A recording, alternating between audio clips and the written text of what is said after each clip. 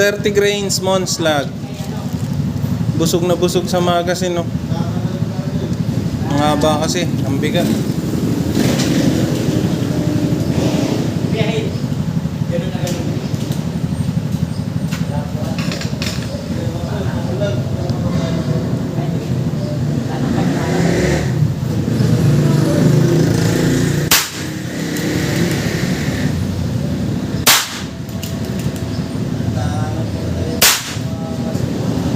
Nagtampo kasi to, nagpaiba-iba ang FPS.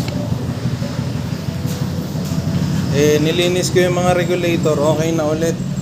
First regulator output 29 dito, hindi accurate yung maliit na gauge. Tapos second regulator output 24 30 grains at 1000 feet per seconds.